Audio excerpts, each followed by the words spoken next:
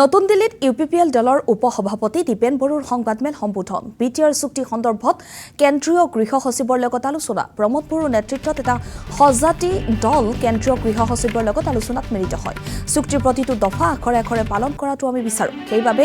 আমি আজি কেন্দ্ৰীয় গৃহ সচিবক দাবী জনাইছো সংবিধানৰ 125তম সংশোধনৰ বিষয়টো বৰ্ষাকালীন অধিৱেশনত বিধেয়ক হিচাপে উত্থাপন কৰাৰ মূল দাবীলৈ আলোচনাত মিলিত হয়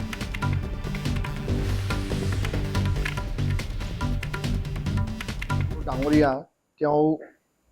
প্ৰাক্তন বিটিআৰ প্ৰধান তেখেতৰ নেতৃত্বত এটা সজাতি দল আৰু ইয়াত লোকসভা সাংসদ জয়ন্ত বসুমতাৰী ডাঙৰীয়া আছিল মই আছিলোঁ কেন্দ্ৰীয় গৃহ সচিব union home secretary Gobinda Mohan ডাঙৰীয়াক আমি কৰ্তব্য ভৱনত এক আলোচনাত আমি মিলিত হওঁ আৰু এই আলোচনা মূল বিষয়টো আছিল যে 2020 চনত যে বিটিআৰ শান্তি চুক্তি সম্পাদিত হৈছিল ইয়াৰ প্ৰতিটো দফা আখৰে আখৰে ক্ষিপ্ৰতাৰে ৰূপায়ণৰ কাৰণে আমি দাবী জনাওঁ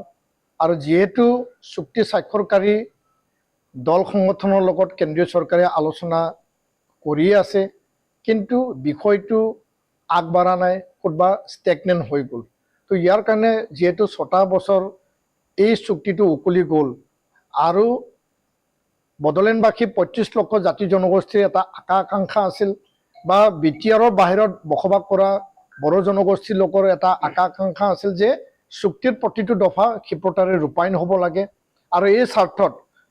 বৰ্তমান বৰ্ষাকালীন যে পাৰ্লিমেণ্ট ছেছন চলি আছে 125th এমেণ্ডমেণ্টৰ যোগেদি ভাৰতৰ সংবিধান 6ষ্ঠ অনুসূচীটো সংশোধন কৰি পেলাই ইয়াত বিটিআৰখন বা বিটিচিখন মোৰ ক্ষমতাসম্পন্ন অধিক ক্ষমতাসম্পন্ন তাত যিখিনি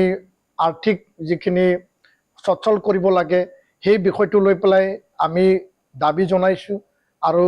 ইয়াৰ বিধেয়ক পাছ কৰিব লাগে এই ক্ষেত্ৰত কেন্দ্ৰীয় গৃহমন্ত্ৰীৰ লগত আলোচনা কৰি পেলাই বিষয়টো আনিব লাগে বুলি আমি আজি